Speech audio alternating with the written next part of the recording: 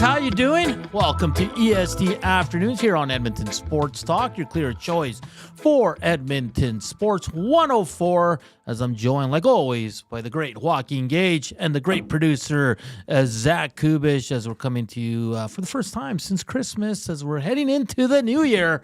Lots to get to, guys, on the show. Like always, if you want to listen, tune in, or the iHeartRadio apps. If you want to watch us, hit us up on the YouTube EST channel, and of course, text us 780-218-9999, or hit us up on the Nasty Chat. Like always, we're coming to you live from the William Huff Studios here in the west end of the city. Gage, you're my guy. Lots to get to, Oiler related, but how was the holidays? How was your Christmas? It was good until you gave me a gift. I didn't know we were getting gifts, and you go and get me a nice gift, and then I have the pressure of, what are you, my wife? Like, now I had the pressure of getting you something. Well, hopefully, I got you something that's good. You complained about it right away, but that's fine. Well, I'll tell you this: I didn't get you a gift to get one in return. I know you didn't, but how do I not? We spend a lot of time together. I wanted to thank you for joining me on this show and being the co-host. It's been fun. It's been a ride, and I know you like your scotch, so I got you a nice little bottle. Nice. What's the issue? Well, it's a quid pro quo, buddy. Where like I gotta do something nice. So hopefully, that one will cleanse your palate a little bit. Feel free to drink it by yourself. Sure. Yeah, I love it. Another one for the collection. I think we have 2 bottles that the GF won at a family Christmas game. So she won a little basket with some liquor. We got some Jamaican rum as well. Nice. Yeah, the Appleton Estates. I don't know if you ever had that. It's yeah. I've been on as you know, I've been on the tequila kick lately. Yeah, so I have to find, if you've tried a good mezcal tequila. And I'm hesitant to go to the Casamigos, but because it's I don't know if it's any good or not. The bottle's cool, but I don't know. I might have to try it. Besides my present, what was your best present? It's really silly, but again, my new margarita kick that I'm on. My wife got me a full mixing kind of case kit for it to do all the mixing and if I want to mull the limes or whatever. And then, but my brother-in-law, he just gets me the best stuff all the time. He got me this, it's an ice cube maker, but not in the like electronic sense. You still have to fill it up with water, but what it does is it freezes from the top down. So it's all insulated. Like there's multiple layers of this thing. And so what happens is as it freezes from the top down, it pushes all the impurities out of the water to the bottom. So you have to time it right to take them all out, but they're these big, huge, diamond clear ice cubes. Like, you know what, if you go into the fridge and they're all white and stuff, all the impurities are in there.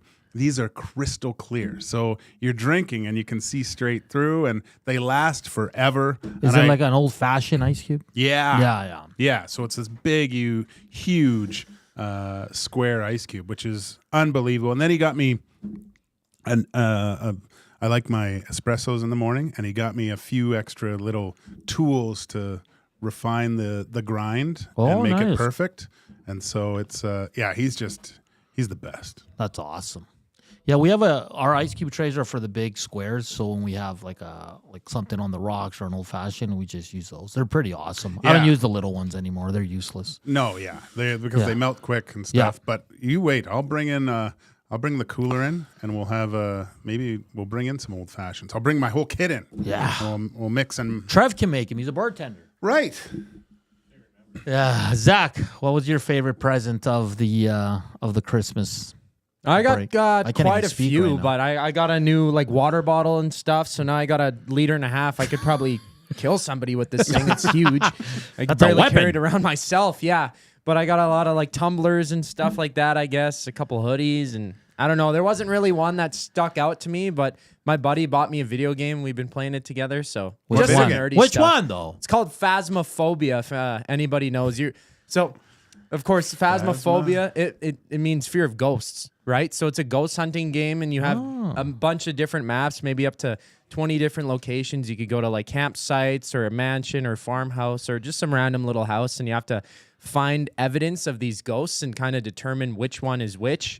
And there's jump scares. It's pretty scary, but it's on the computer. It's really good. I'm looking at it online. It looks pretty interesting for sure. You could play it in VR too, and I've seen clips of doing it. Like, that makes me dizzy. It's so spooky. Anyone care what I got? No, I got a sweet pair of kicks, man. Some nice black on black Pumas. Oh. I didn't want to wear them right now because I don't like. Oh, slushy. Are they suede? Get this. No, they're leather, bro. Ooh. They're leather. Oh, really? Yeah. Oh, nice. Like racing boots. They're gonna look sharp though, man. When I wear them, I'll show everybody. Okay. But I got a 49ers book that's a new one that came out about their history. 49ers hat. Nice. Cardigan. I got a massager that's like a little blanket that you put here. Oh, it's great. Oh, like is it the ones you put your arms in and? You know what? I haven't opened it yet because it was kind of like we do like a gift exchange contest. Yeah. Like everybody has to buy a present, and then that's the one I stole. Oh, nice. Yeah. Okay. So those are good. Big news. My boy moved out. Yeah, I saw you on the weekend, and the first one to leave. First one to leave. Yeah. We'll see how long it lasts. Tough for Gager. Yeah, because it was brutal. The first, because he was saying he was leaving, and then I was helping him get some of his stuff together and get him over to the new place, and he. As a kid, I'll tell a little story. Who cares? Whatever. So my son, as a kid, just because we were having our second kid, I thought I don't want two kids in diapers. So what I'm going to do is going to make sure my kid does a number two in the bath because for some reason he was holding on to that stuff for a while. Yeah. So after dinner or whatever, I would go into the bathroom with him and read a book. Mm-hmm. So until he finished his business. So I read him essentially the entire Harry Potter series. Okay. During this time of potty training, and it was in bed too or whatever. But as this was something that my son as a little kid, he would drink his bottle, and I would be reading Harry Potter to him at night for months and months and months. And I watched over the break. I had a marathon basically by myself with Harry Potter, just crying the whole time because my son was gone, and it was such a connection that we had as being little, right? But so that was tough. Yeah, it's always. I remember when I left, and the mom cried, and I'd be like, "Why are you crying? Like we live in the same city." But listen, I'm not a parent, so I get it. Like, look, I was like, "You're too like, what am I going to do here?" But then I look at my friends' kids, like, Sean Brown's son, he's at Western. I know he's in university, and then my good buddy Blair, his son, is in Medicine Hat. They've been gone for a while, so I know he's almost 20, but. And it's young to move out, but all my friends' kids are either gone or going to school somewhere else too. So and he's not too far away. And the thing is like live and learn, right? You're going to take some lumps, he's going to take some lumps, all right, and pay some bills, and that's going to be It's funny how, and Zach did this before too. My son would come down, upstairs or downstairs, stand in front of the fridge. Tell me if your kids ever do this, and just stare into it. And go, nothing to eat. And that fridge is packed. And I get a text last night. It's going, we're stocked. We've got this. He's got nothing. And he says he's set for a week. Yeah. But our house that has tons of food is completely barren compared to his 2 tortillas and some peanut butter. Well, it's different when your son moved out. He works. You have to get home. You have to cook. Yeah. Supper's not ready for you. You have to do your laundry. You have to, that's your place now. Like you're in charge, right? So it's a little bit of an eye opener. I mean, we all went through it when we moved out, right? But that's always tough, Gager. That's always tough. The wife's, how's she handling it? We're hoping everything works out. Yeah, right? of course. It's sad, but we just want him to, because being young, You're not experienced. You don't know what you don't know.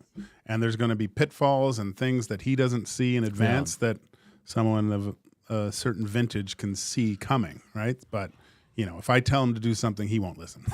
Yeah. Well, they have all the answers, Gage. Right. We all did too. I know everything.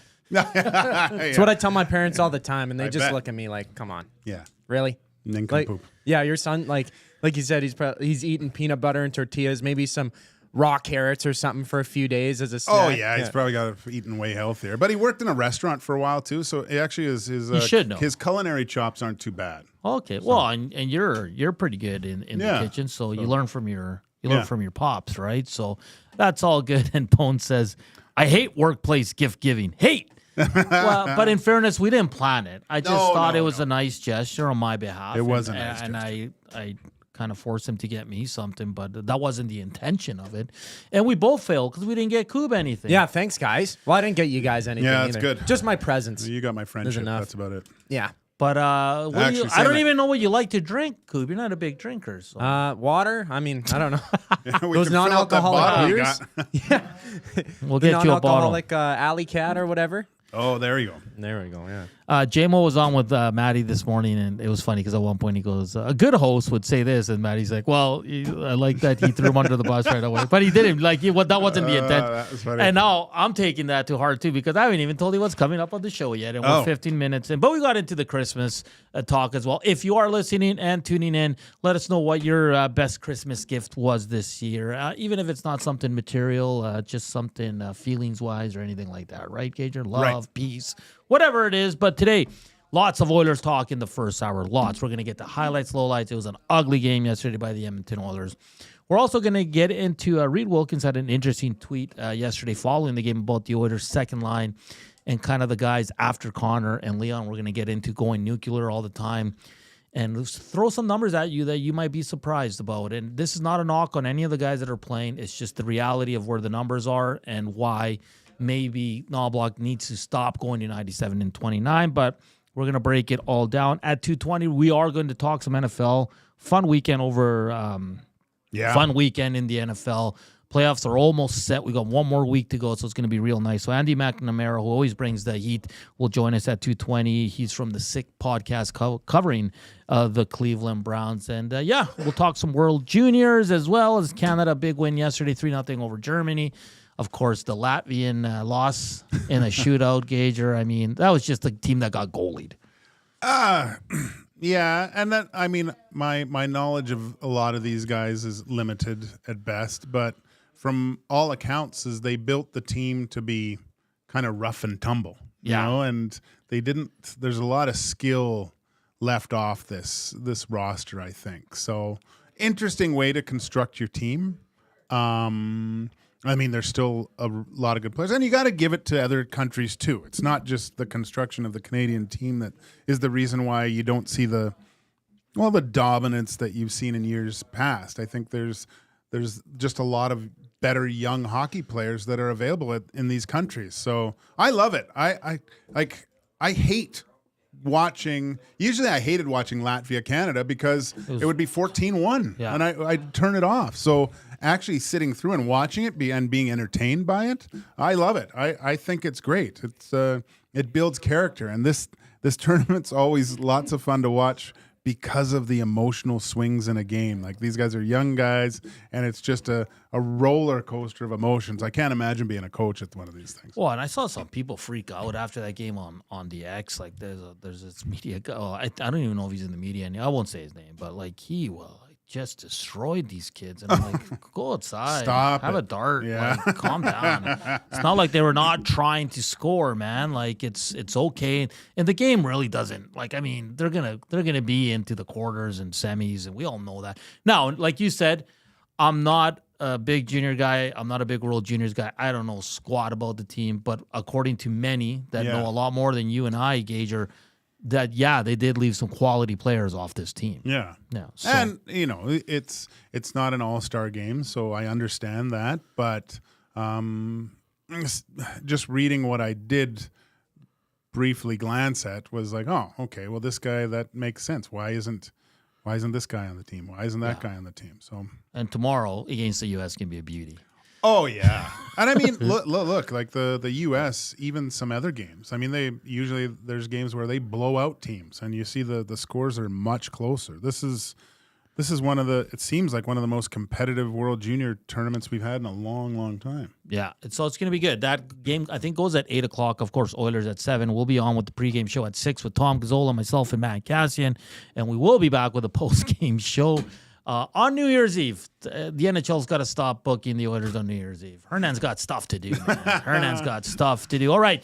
Keep the thumbs up coming. I know it's a little bit slower this week because everybody's still in holiday mode and people are busy and some people are away and all that. So keep the thumbs up coming. We're at 17. Not a bad start here. But coming up next, we will break down the Oilers weekend, which saw them pick up one of a possible 4 points on the mom's trip, which really angers me, Gager, because your moms were there. How can you not win a game? And that effort yesterday was simply not good enough, not even close. But we're going to get to highlights, lowlights next as the Oiler talk continues here on EST Afternoons. We're back after the break, but first up, Zachticum with a sports update.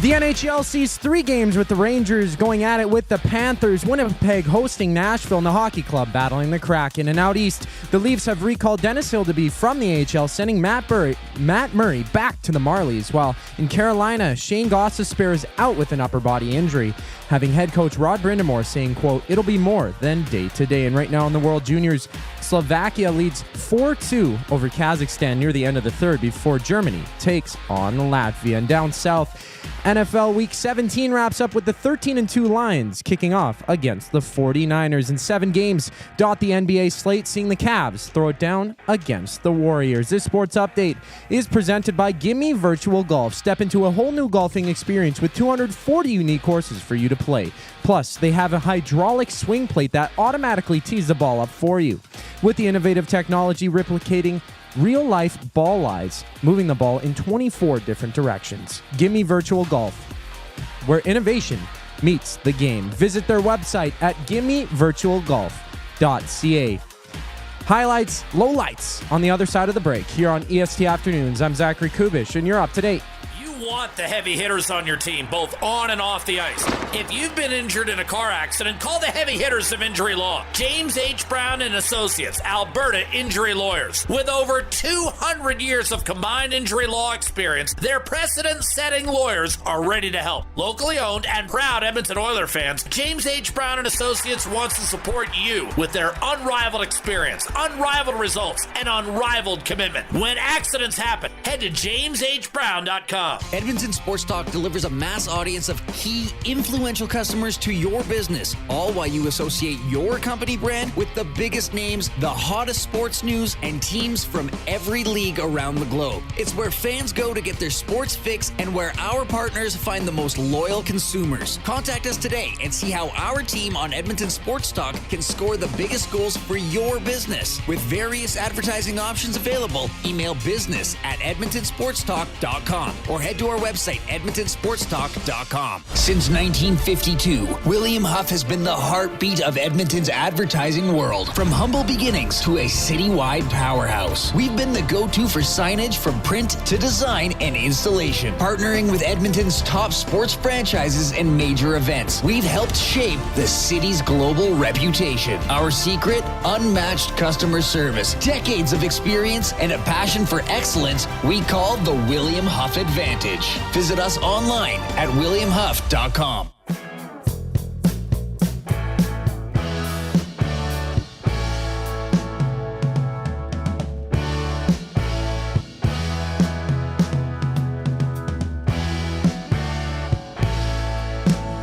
.122, welcome back to EST Afternoons here on Edmonton Sports Talk. Joaquin Gage, Hernan Salas, Zach Kubusch with you. News, I guess, Jesse Puljujarvi on waivers. Yeah, I heard that.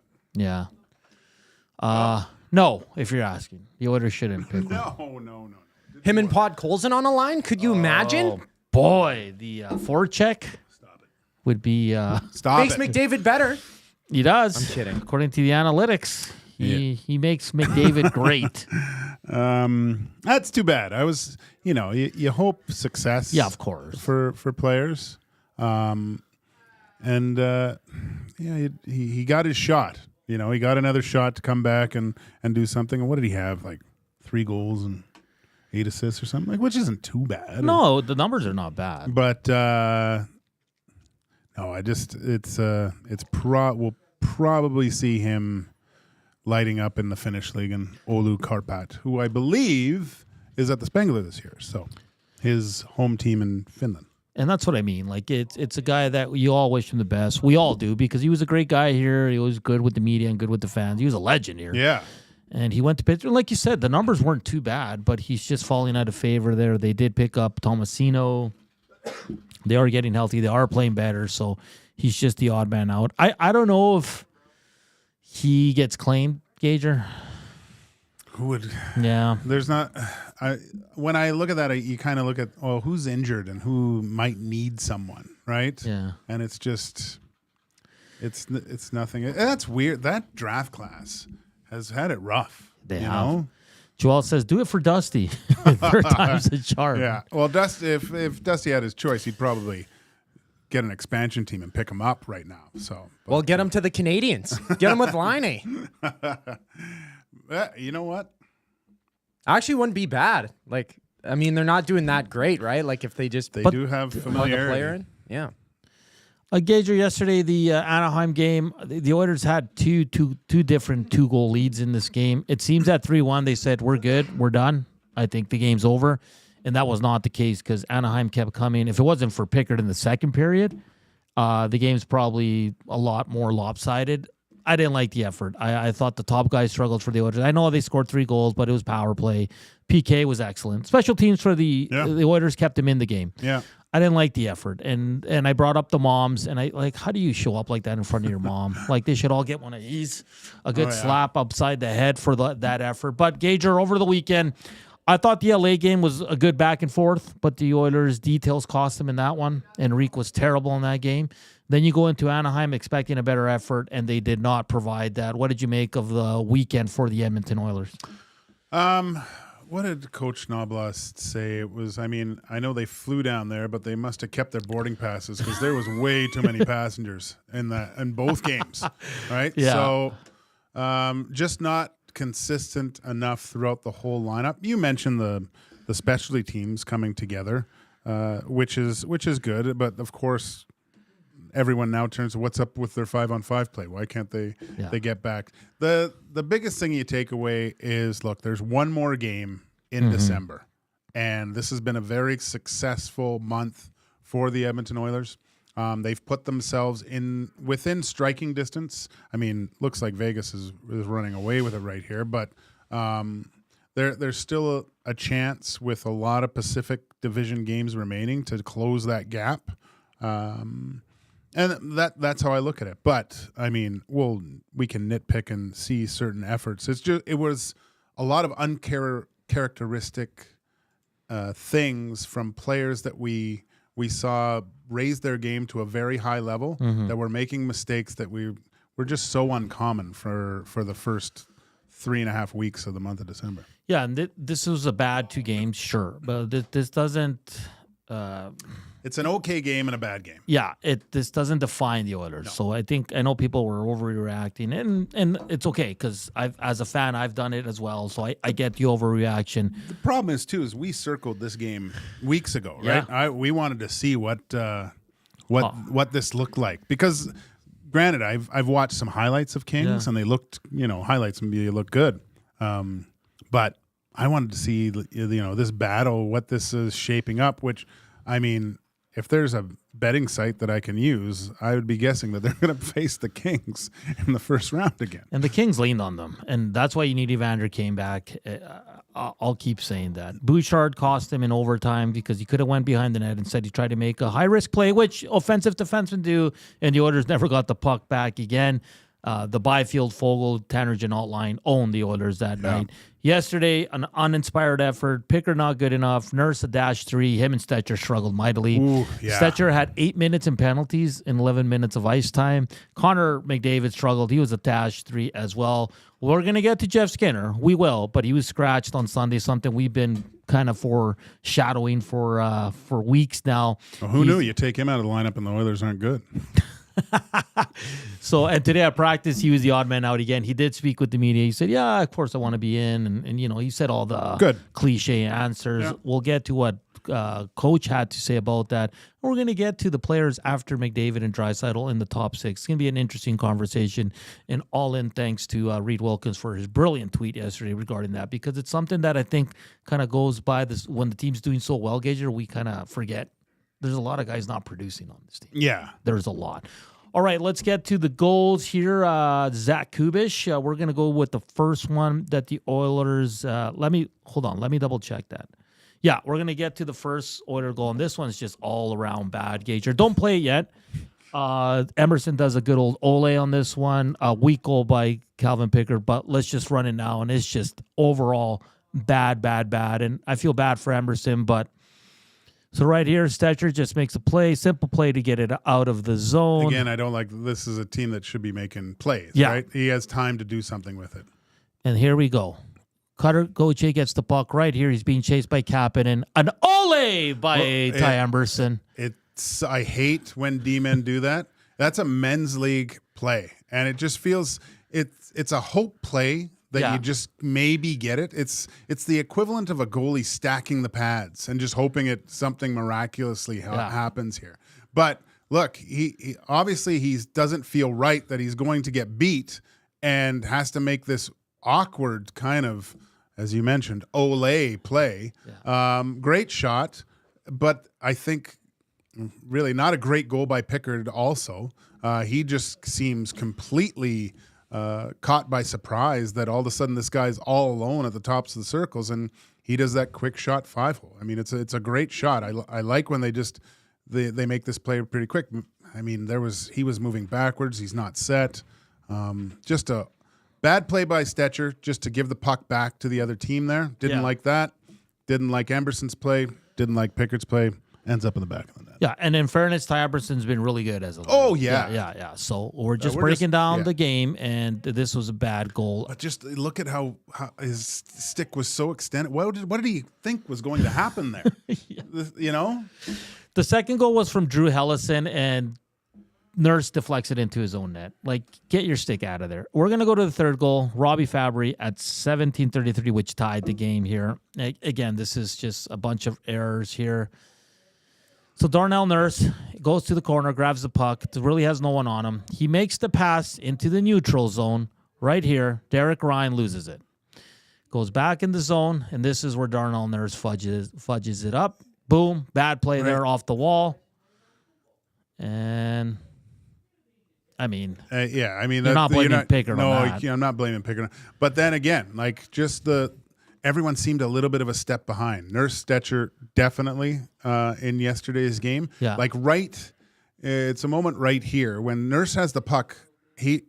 This is where you need your partner yelling, yep, like, and just boom, D to D, and up the other side. Not going this hope play. So many hope plays last night. Oh, hope this just gets out, stays in, and then no one recognizes the backside pressure, and it's just an easy, basically tap in. No goalie stopping. No, I mean, I might have a chance on it, but. So that was the third goal, the tying goal. Oilers still in a good spot here. I mean, you're going into the period tied with the Oilers' firepower. You think they can pull this one out. And we're going to go to the fourth goal by Ryan Strome. Again, I know Chris Knobloch didn't like this one. Here we are. McDavid loses the battle to Troy Terry. It's plain and simple. Darnell loses a stick eventually. So here McDavid has the puck, loses it again to Troy Terry right there. Darnell loses his stick right there. Just a simple play behind it, and then boom, Ryan Strome comes around. Initially, we thought he saved it. Yeah. But upon further review, that puck was in the net. But again, Connor McDavid outworked. Darnell loses his stick. He's late to get to Strome. It's just simple details. And this is, I think, what was worrying a lot of Oilers fans is the ability of the Ducks to dominate the Oilers down low, right? And this is a team that struggles to score goals, and they did not look like a team that struggled. Like they played an honest hockey game where, you can't be outworked by anyone. It just goes to show you. And they get exposed here. It's just not good enough from that point at a 3-3 game, and we're going to get to it. I mean, they load up these two to get things going, but there has to be the same type of effort on the defensive side as on the offensive side. Good defense leads to good offense. Do you because I was going to say Darnell Nurse, do you just go to the player without your stick because he loses time trying to pick it up? Yeah. It's bang bang play. It's I bang, get it. Yeah, but maybe just body position, just get in the way of a guy. Or I don't know. It's tough to say, but the battle was lost before then. Too, right. So those were the 3 goals. Like I said, the other one was the tip in by Darnell Nurse. And listen, Darnell Nurse also has been excellent so far this season. That's just been good too. Yeah. It's just an game. Very uncharacteristic game from both of them because they've been really good in the month of December. Yeah, and the power play was 2 for 3. The PK went 5 for 5. Perfect. Gager. Yeah. And I just want to say that I saw not a lot. I saw some fans yesterday and this morning saying, "Call up Olivier Rodrigue." Let's get a grip here, people. Like Calvin Pickard was due for an off game, and still in the second he was pretty damn good to keep it close, to keep it tied. Dude. Like guys, stop being so. Like I think it's the damage from the decade of darkness where the Oilers all they could play in the lineup was young guys. Yeah. And how did that work out? It didn't. Okay, so can we stop with this Olivier Rodrigue? Pickard's been fine. He's one of the better backups in the league right now. Dude, what do you want? He gave them a chance to win the game. They just couldn't score. He had the lead, and look, the Ducks should have had the lead after the second period. He gave them the opportunity to go into the dressing room to get their stuff together and have the discussions. All right, let's turn this thing around. We have 20 minutes. That's what they would say in the dressing room. We have 20 minutes to turn this thing around, get 2 points, and go home. And the switch just was never flicked. No, let's just enough with this young. Let's bring up the young guys because they're going to turn a Stanley Cup contender team. That's what you want your second guy to do. Give you a chance to win every night. This game there hasn't been a game that Calvin Pickard has played where you would say, "Oh, well, this game's over." Never, not once this season. And that's all you can ask for from your goaltenders. You look at the top guys. Aside from maybe Hellebuck, I guess, but I've been watching a lot of Ottinger lately, and he's getting scored on a lot in a fashion that if it was in Edmonton, everyone would be complaining about him. Yeah. So, I mean, all you can ask from your goaltenders is giving you a chance to win, and you cannot tell me from the start of the season till the end of 2024 here that the Edmonton Oilers goaltenders haven't given their team a chance to win every single night. Can the Oilers goaltending be better? 100%. 100%. Is it good enough right now? Yes, I think it is. Now, do we need another level? And you've been saying it. If this team's going to win the Cup, Skinner's got to be in the Vezina. And that's fair. To get to that level in the playoffs, by the end of it, and maybe you're not in the top couple, but there is rumblings that your goalie could be considered for the Conn Smythe. It's the way it is almost every single year. So they get another chance to close out the year with the win tomorrow against the Utah Hockey Club. I'm so used to calling them the Utah Utes, so I almost said that. Rusty Shackelford at the inbox at 780-218-9999 says, "Boys, Friedman was talking on his latest podcast about a possible extension coming for Emberson. That's good, sure. Because it's not going to cost you a lot. Lock him up for 4 years. Go from there."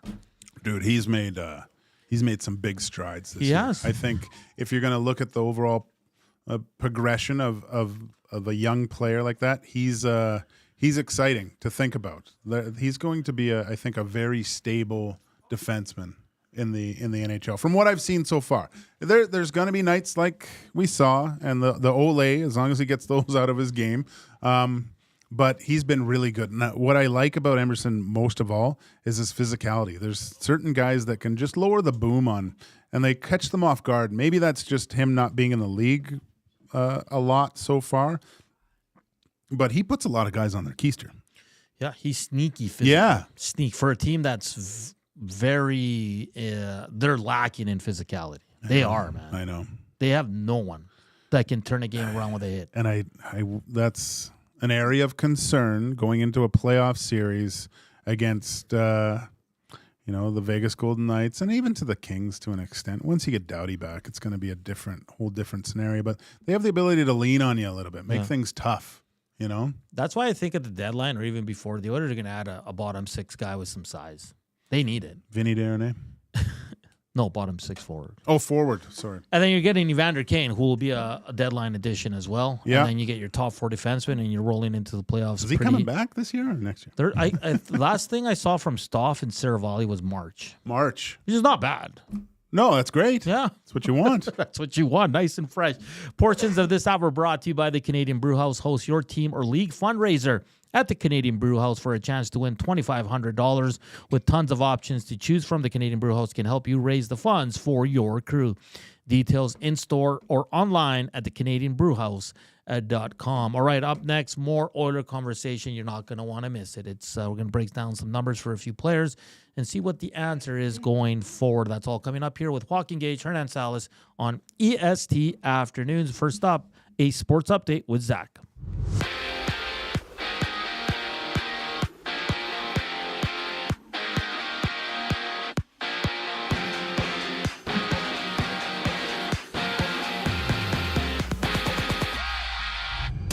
Three games in the NHL has the Predators meeting the Jets, the Kraken against the Utah HC, and the Rangers on the ice with the Panthers. And down south, Shane Gostisbehere is out indefinitely after leaving Saturday's game with an upper body injury. While in Toronto, Matt Murray has been sent back to the AHL with Dennis Hildeby getting recalled from the Marlies. In two games in the World Juniors sees Kazakhstan coming back from a 4-2 deficit, forcing overtime with Slovakia. That one's ongoing, while Latvia and Germany hit the ice in just a moment. And the 49ers battle the Lions to wrap up NFL Week 17, while the NBA has 7 games, including the Bulls against the Hornets. EST Afternoons with Hernan Salas, Joaquin Gage returns on the other side of the break.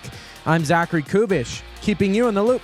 From our Sentinel Storage family to yours, wishing you and those you love a wonderful holiday season. A new year filled with an abundance of great health, much laughter, successes that make you smile and delight, and to be surrounded by people and places that make you the happiest. Hi there. If you're like me, you like to picture yourself in luxury, even though there's absolutely no way you can afford it. And if you can, well, even better. Thankfully, I picture myself in something that is luxury, but still absolutely affordable, like the all-new Mazda CX-90 from Park Mazda. With the new luxury features like facial recognition settings and quilted detail Napa leather seating, I can pretend to be comfortable with all of my proper settings activated without even touching a button, thanks to Mitch Lewicki and the great staff at Park Mazda. I like to picture Mitch Lewicki in a tuxedo t-shirt because it says, like, he wants to be formal, but he's also here to party too. Park Mazda, your dealer for life in Sherwood Park off Y Road Park. Your brand deserves more than just a whisper, it deserves a buzz. At the Hive Product Marketing, they specialize in promotional products that bring the buzz. From eye-catching giveaways to unforgettable keepsakes, they got the perfect products to make your brand stand out and get noticed. Visit the Hive Product Marketing and let them create the buzz your business deserves. The Hive Product Marketing, the official merch partner of Edmonton Sports Talk. Visit them online at thehiveproductmarketing.com. Book your holiday party at the CBH today. The Canadian Brewhouse is your ultimate destination for events, parties, fundraisers, and more. 'Tis the season to celebrate. Visit and book now in-store or at thecanadianbrewhouse.com.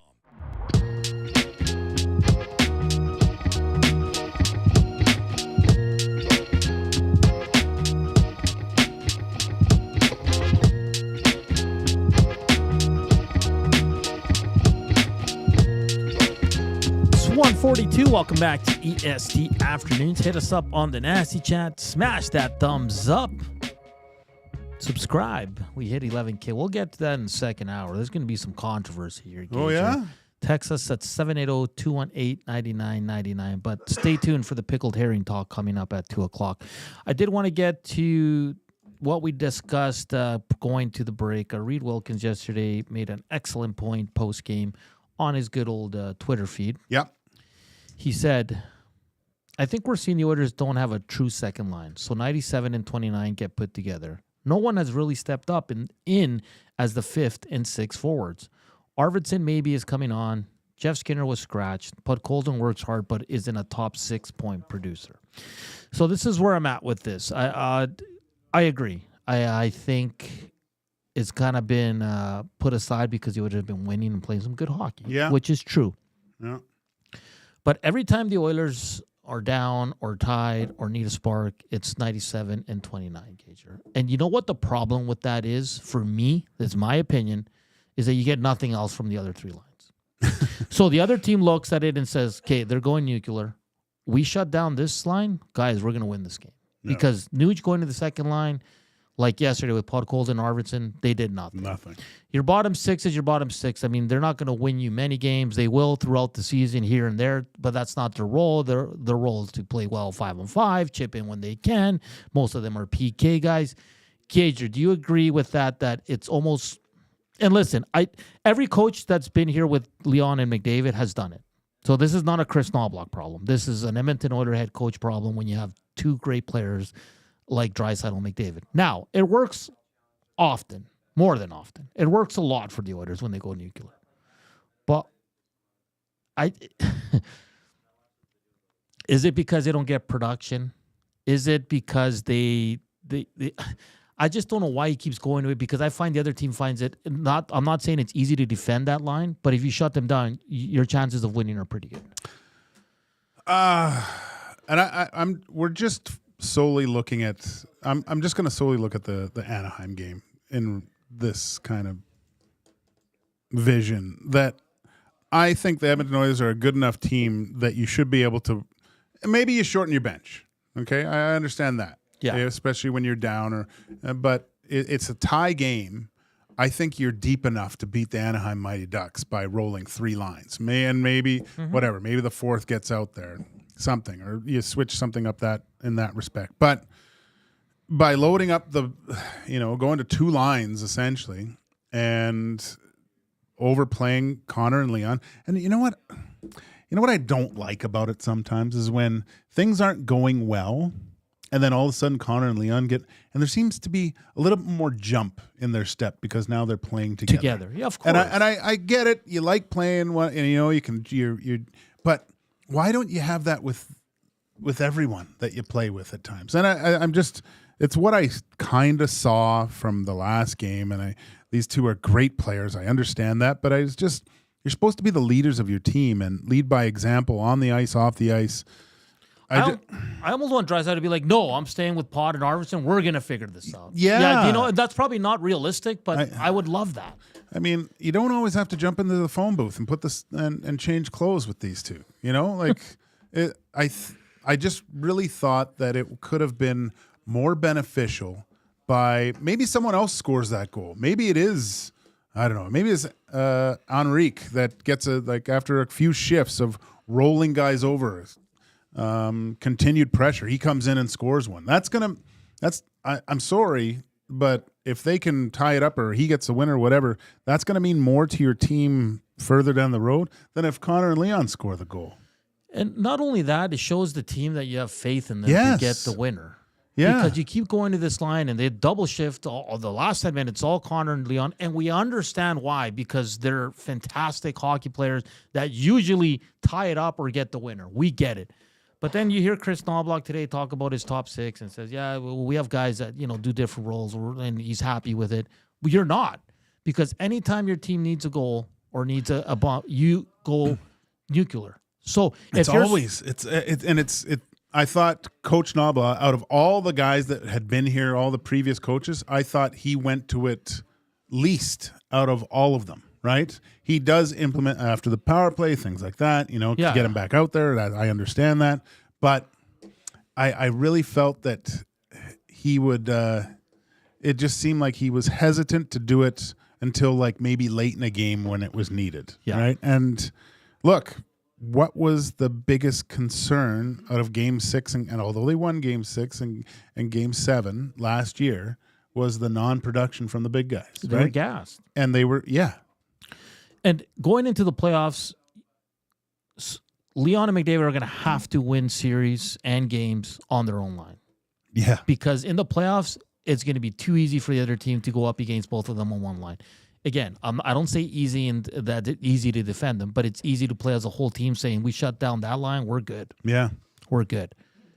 Now, Chris Knoblauch can sit here and say he's happy with his top six, and then he always goes nuclear when he needs something. So he's kind of like playing with it. He's all over the map. I'm going to give you some numbers of players that are struggling because I think outside of the top two, Hyman's really come on. Yep. Yeah, he has 13 goals, so we'll leave him aside.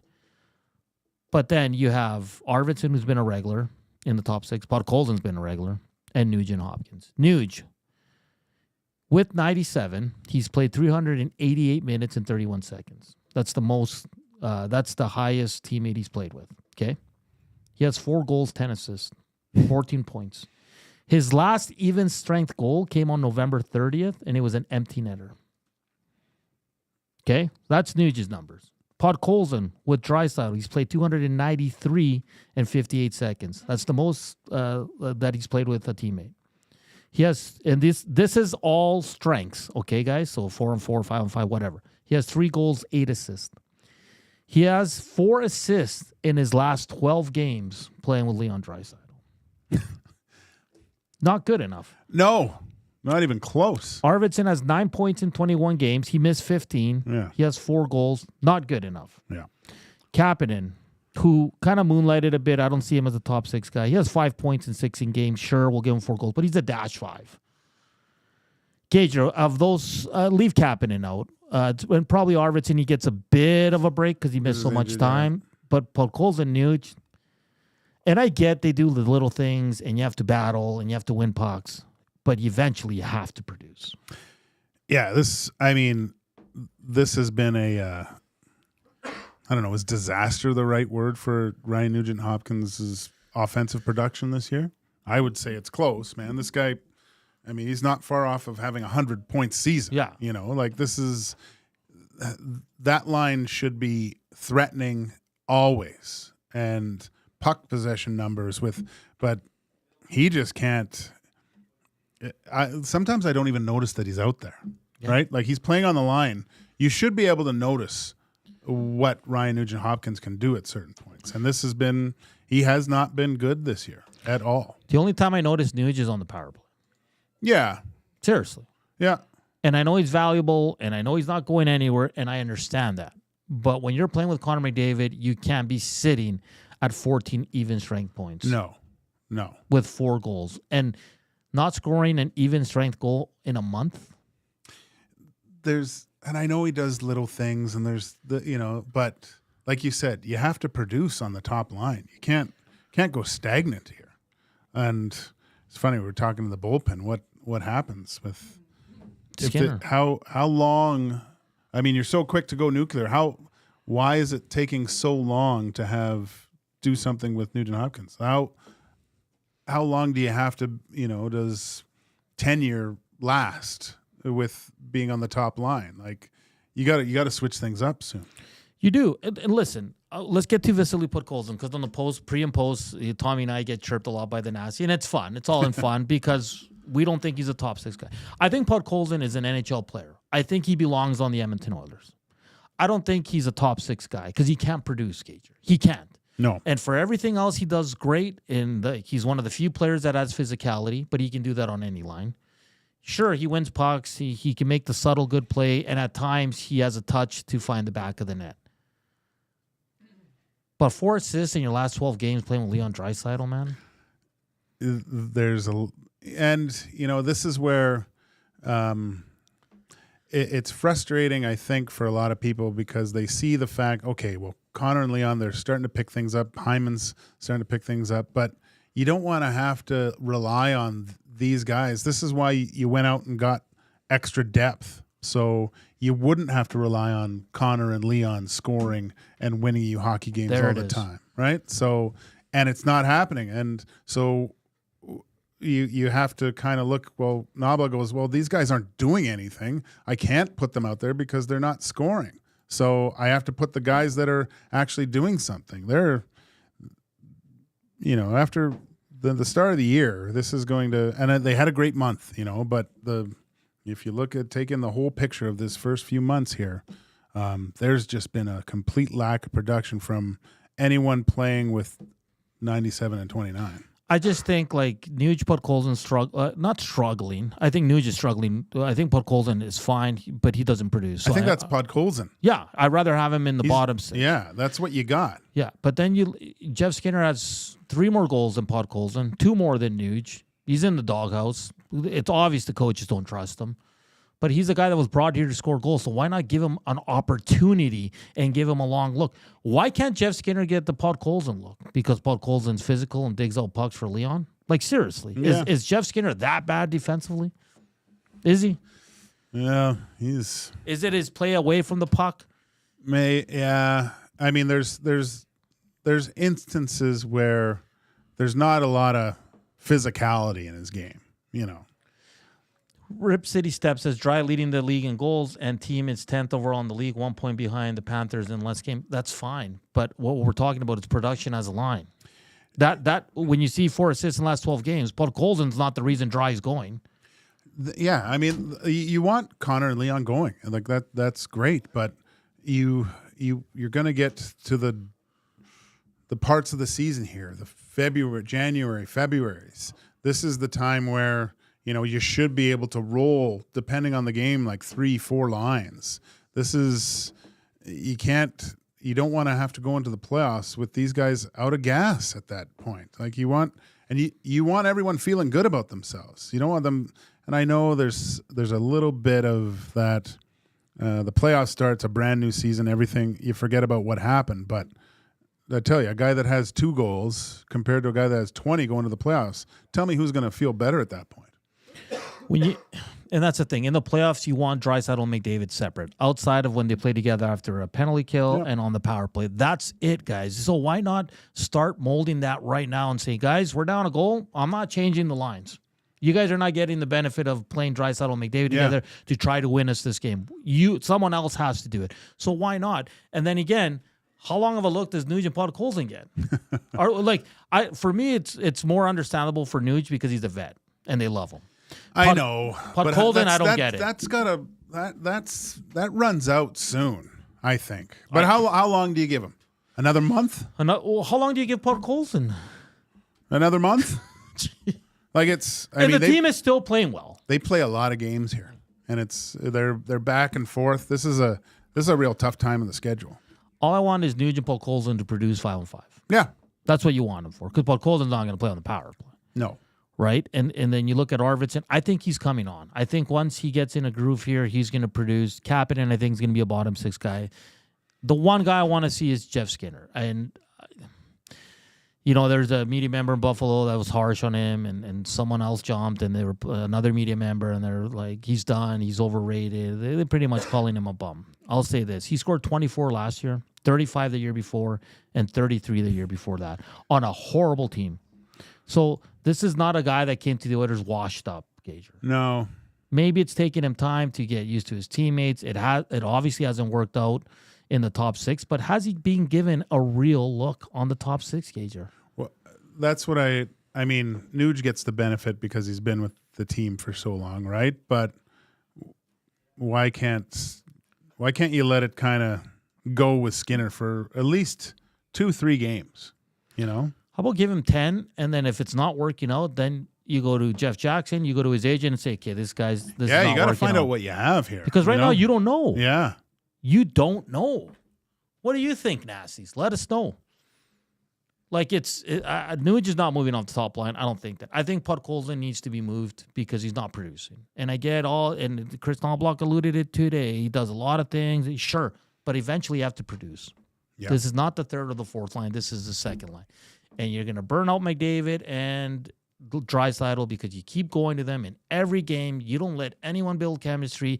You don't let the other guys try to step up and take that moment. You don't. Derek Ryan said it when Woodcroft, because it seems like when coaches come in, they have their, okay, this is what we're going to do, and then they kind of slowly slide to the nuclear option all the time. But What he said was, it was nice to finally know my role and have some responsibilities. I'm paraphrasing here, but that's basically the gist of what he said. Everybody's getting a shot. Everyone's getting, responsibility to contribute to the team. And that's all you want as a player.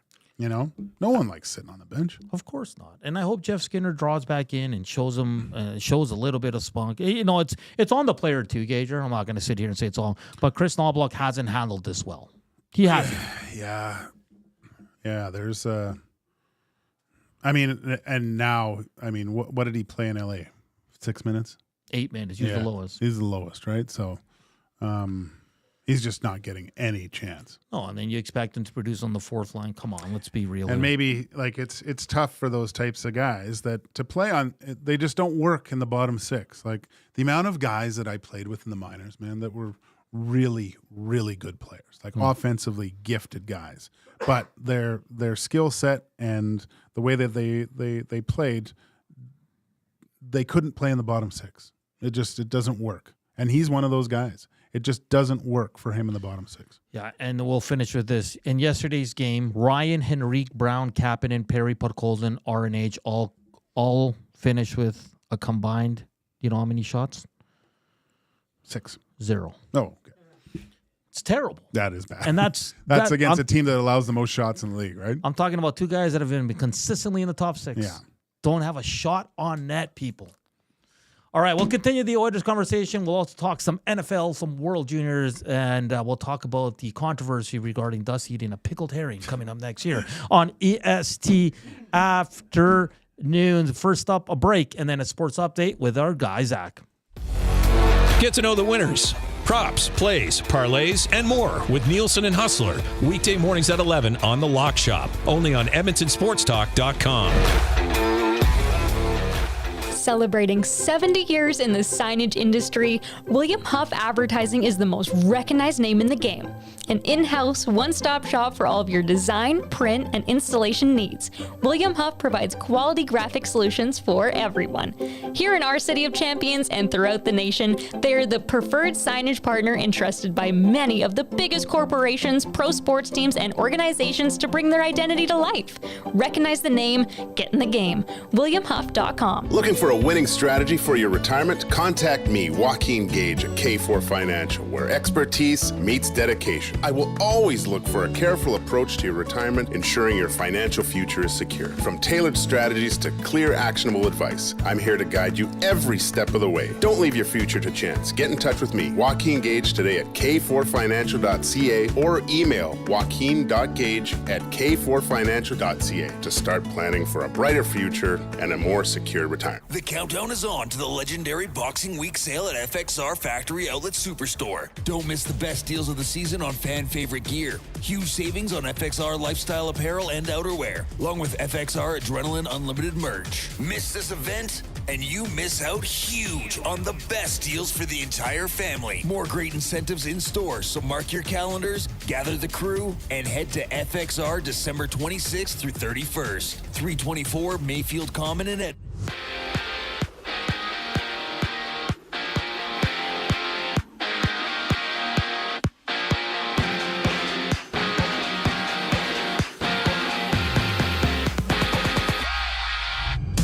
The NHL sees 3 games with the Rangers taking on the Panthers, Winnipeg hosting Nashville, and the Hockey Club battling the Kraken.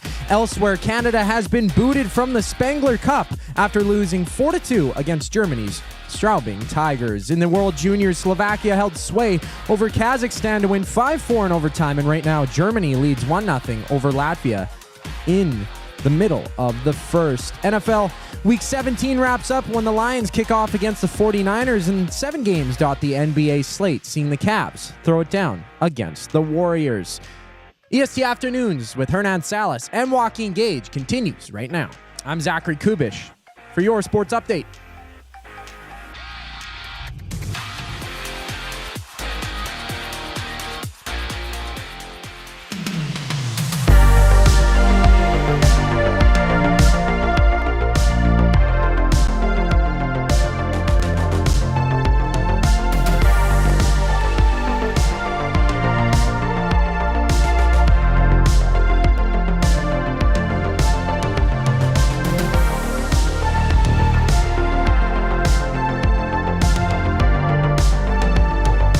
2:02. Welcome back to EST Afternoons here on Edmonton Sports Talk. It's the New Year week. Thursday, we'll be into 2025. Wow. Yeah. Coming to you live from the William Huff Studios here in the west end of the city. Hit us up on the Nasty Chat. Watch us on the EST YouTube channel. Text us 780-218-9999.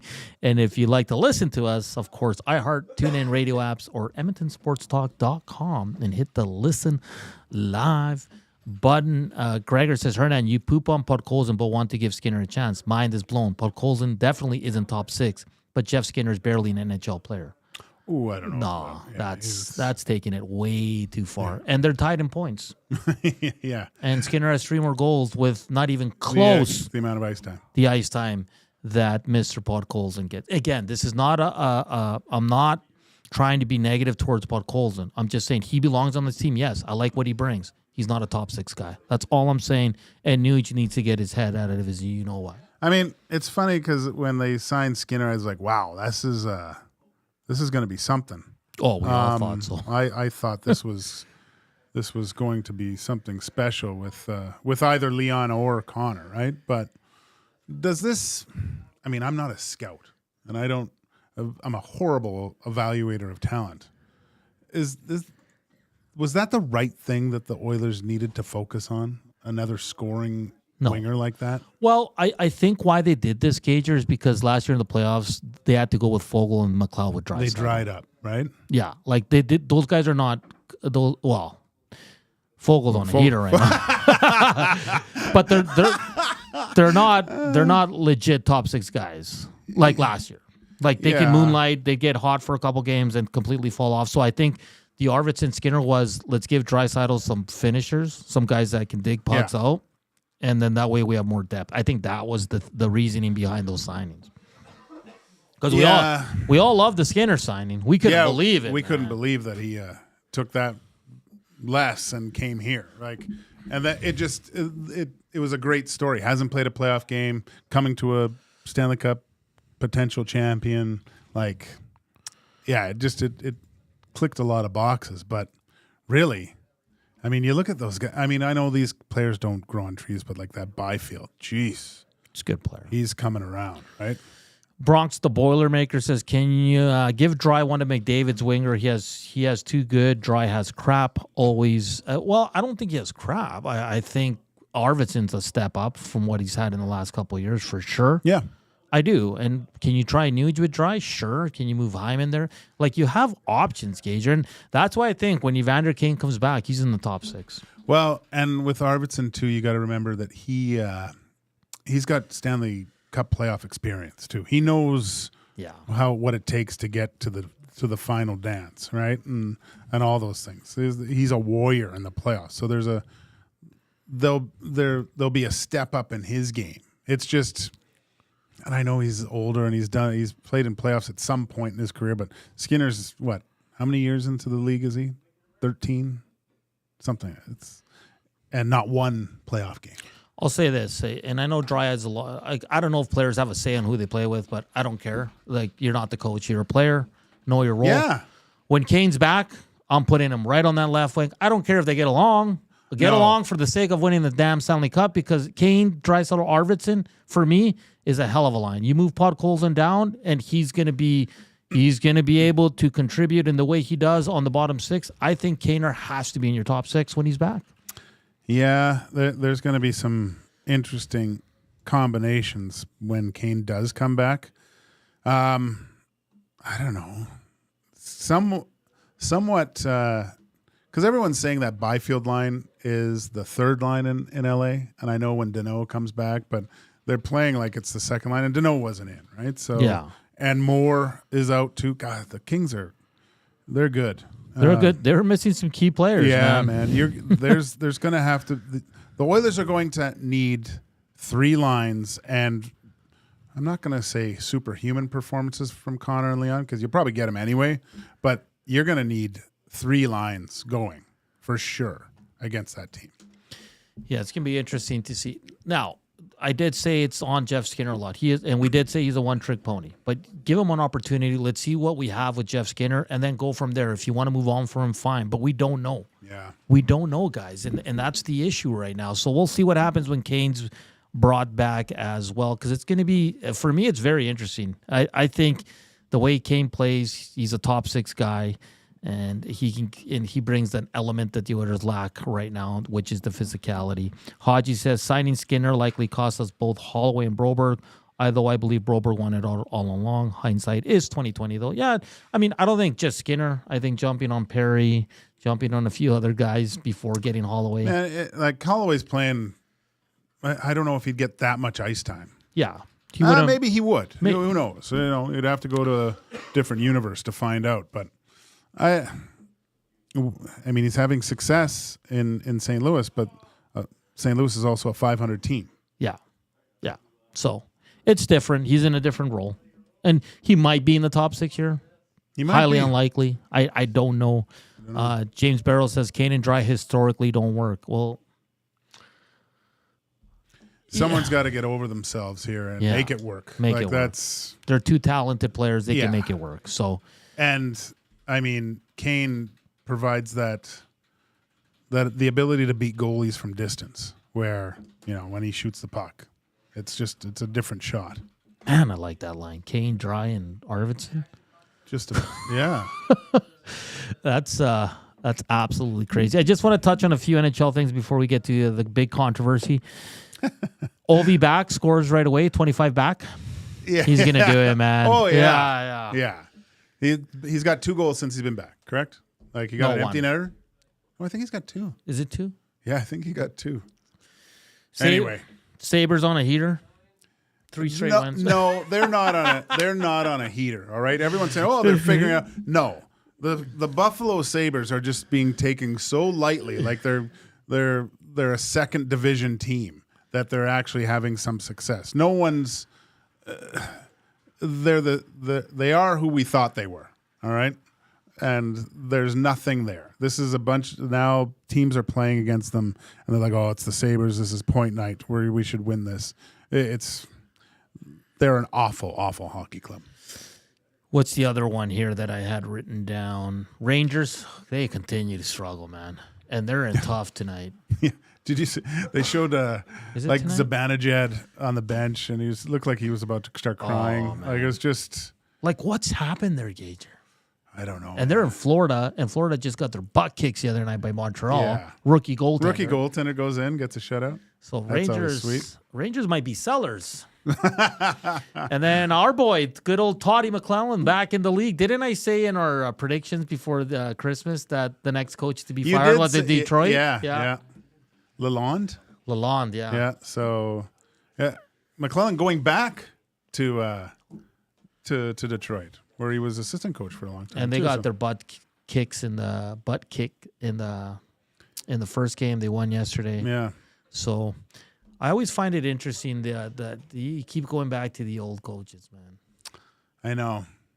It's but I mean, McClellan's a little bit of a hard ass, I think. So maybe it's that swift kick.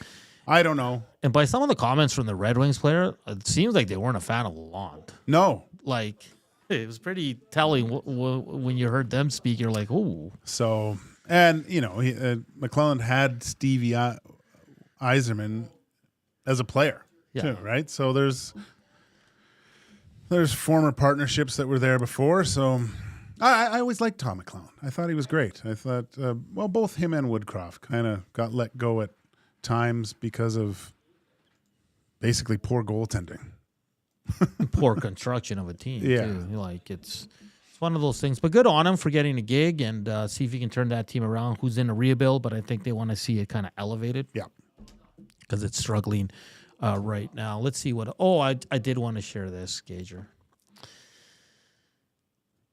27 years ago on this day, you might have been with the Oilers. The Edmonton Oilers acquire Paul Comrie and Roman Hamrlik from the Lightning for Jason Bond Sr., Steve Kelly, and Brian Marchment. Oh, jeez. Yeah, I was gone by then. Were you? Yeah. But Stevie, he was great.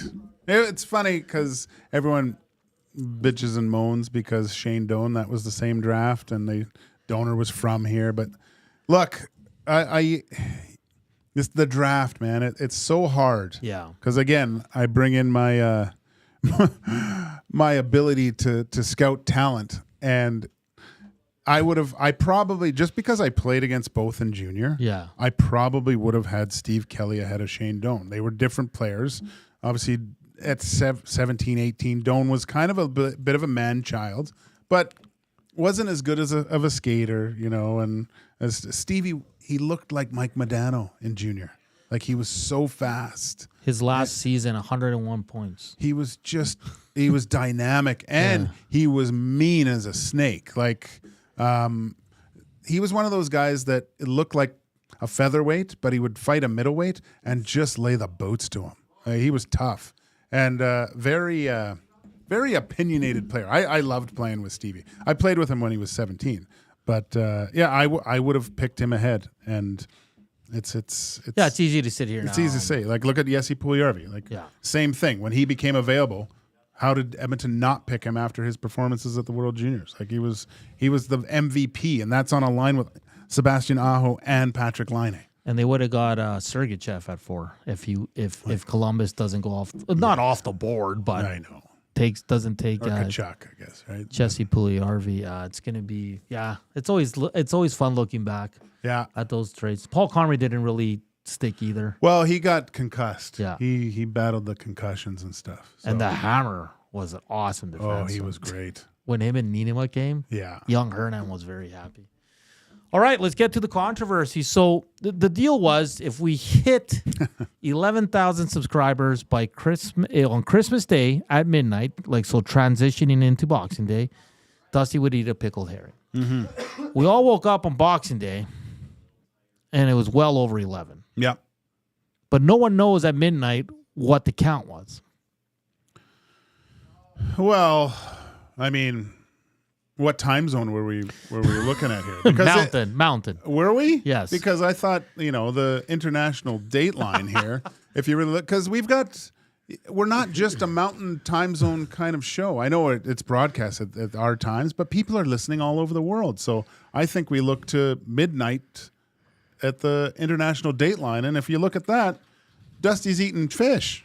Yeah, but that's something that should have been discussed beforehand, because now I feel like Dusty's getting a tough ride here. You know what? This is where our idea was way better than the pickled herring. Okay? Yes. Why not get, let's go, I don't know what kind of food that we thought that maybe it was just a veggie burger or something, But I thought maybe sushi with some tempura or so whatever. Something that we said salmon with a nice salad. Yeah. I think something prepared that Dusty would go, because he tried basically the beef dip taco and said that's not bad, right? And he was so hesitant. Let's get something that he might actually like and go, oh my gosh, I'm going to start eating this from now on. No chance he's eating pickled herring moving forward. Well, I think it has to be mountain time because the shows are mountain time. I know. And unfortunately, we can't go back. I got professional advice from YouTube Trev, who knows all about the platform, and he said that we can't go back and check the exact time we got 11,000 subscribers, unfortunately. So it's up in the air. Okay. It definitely is a controversy. It is, because Dusty has a good argument. No one has proof that it hit 11 before midnight on the 25th. But do you think he'd be arguing this if he didn't have to eat pickle herring, right? Well, I think he's gone silent because he knows he won. Oh. Because we got to 11, but we didn't get to it by the deadline, so it's a win-win for him. He doesn't have to eat the pickled herring, and we got to 11. I see what you're saying. Do you know what I mean? I know what you're saying. Because I don't know how none of us at midnight on that day checked just to be sure. So I don't know. He dodged the bullet. It's just it's 1-0 Germany over Latvia in the World Juniors. My buddy's coaching the German team. I don't know what it is, but ever since I was young, I cannot get into the World Juniors. Really? Yeah. I'll watch games, because when I got into the radio world or the media world, obviously I had to watch the gold medal games and stuff like that. But the round robin, I have no interest. I like it now because it's not blowouts. And, of course, Tobias Abstreiter. He's the coach of the German national team. He was my captain when I played in Germany. So we were playing poker Saturday. I got to my buddy's house to play poker, and it was getting into the shootout. One, I couldn't believe it was 2-2. Two, I was like watching the shootout. We're like, how can no one score? But the Latvian goalie was unreal. Yeah. Unreal. I mean, of course, I would have paid. I don't pay as much attention, but when I was playing junior, obviously, and then a few years into pro, I would keep an eye on it just because I played with some guys or there's it, and you're obviously when you're in junior, you're hoping that you get a call that that you could get to try out on the team, right? So, but yeah, I think I was a little bit burnt out on it because that one year with the lockout or the COVID, and they had it in the summer. Oh, it was here in the summer. I actually went to the that's right, to the gold medal game. That's when the McTavish pulled it off the line for Canada, and then they went back and won. You're right. I went to a game. It was my first year with the Elks, and I froze my butt off. Oh, it's cold in there. Because you're like coming in from summer, right? Yeah. And I was like, this is everyone's a bad in flip flops. Yeah, and it was just. I mean, I like hockey. Don't get me wrong, but August in Edmonton, Alberta, and you're going into a rink to watch. It just didn't seem right. Yeah, and again, like I know a lot of hard work goes into this. The kids are super excited. It's something I've never been able to get into since I was young. Like I've never been a World Juniors guy. Again, I'll watch the finals and stuff like that, but to watch every game, like I haven't watched.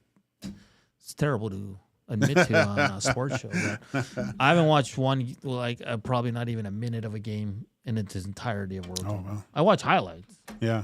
You know, and it was kind of cool seeing Latvia win. It's fun. Like, do you go to Oil Kings games at all? I haven't been to one in years. No. They're fun to go to because they just try so hard. Yeah. You know? I did a lot I used to be on site with Guy and Corey and Andrew, so I saw a lot. It's very enjoyable hockey to watch. The one thing I don't like about World Juniors too is I think they should all be played in junior arenas. I understand maybe the gold and go to the big venues to get more people, but I hate seeing empty seats in these places. Like you look at here, like there's it's red T-shirt night in some of these places because. I don't like it. I think an intimate setting when you get these guys in the junior rinks in certain towns, you get all the people there, kids. That's what it's about. For sure. All right, we're going to switch gears just a bit. Coming up next, as we'll be joined by Andy McNamara from the Sick Podcast Network, as he'll join us as we go around the NFL. Big game tonight, Detroit Lions, San Francisco. It's not a big game. 49ers are going to get whooped. It's in San Francisco. I'll probably tune in until it's a two-score game, and I'll turn it off. But we'll touch on all things NFL with Andy McNamara next here on EST Afternoons. But first off, a sports update with Zach.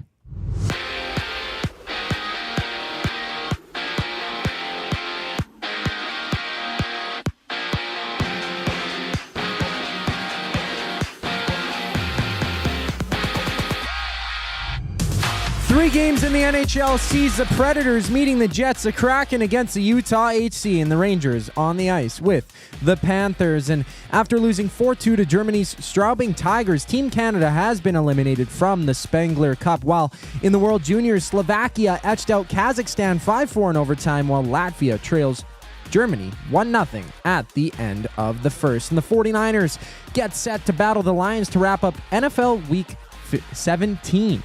While the NBA has 7 games, including the Bulls, against the Hornets. After the break, Andy McNamara from the Sick Podcast joins Hernan Salas and Joaquin Gage on EST Afternoons. I'm Zachary Kubusch, keeping you up to date. Get all the latest news and takes on everything Oilers with Dustin Nielsen and Tom Gazzola on the Oil Stream. Live at noon, Monday, Wednesday, and Fridays. Only on EdmontonSportsTalk.com.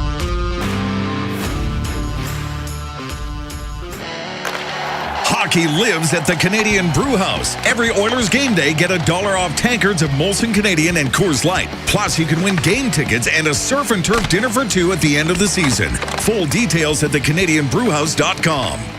In life, it takes a village. From childhood to your golden years, we all need support. At Capital Care Foundation, we've built that village for our 2,100 seniors. Join us in creating a nurturing environment that feels like home and fosters community connections. Your donation makes a difference. Visit capitalcarefoundation.net today and become a vital part of our village. Because together, we can make every stage of life a shared journey. Be a part of the journey. Support Capital Care Foundation. Edmonton Sports Talk delivers a mass audience of key, influential customers to your business, all while you associate your company brand with the biggest names, the hottest sports news, and teams from every league around the globe. It's where fans go to get their sports fix and where our partners find the most loyal consumers. Contact us today and see how our team on Edmonton Sports Talk can score the biggest goals for your business. With various advertising options available, email business@edmontonsportstalk.com or head to our website, edmontonsportstalk.com.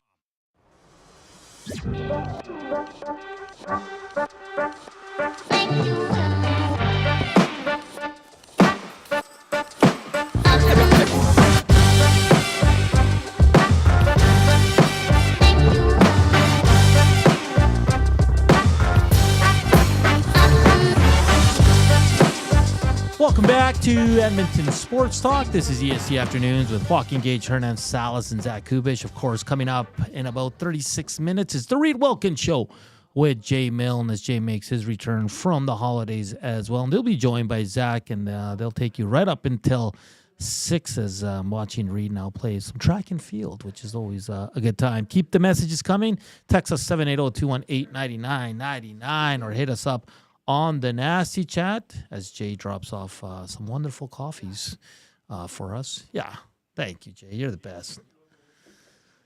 As we're going to talk some NFL right now as we're joined by Andy McNamara from the Sick Podcast covering the Cleveland Browns. Andy, how are the holidays? How you doing, my friend?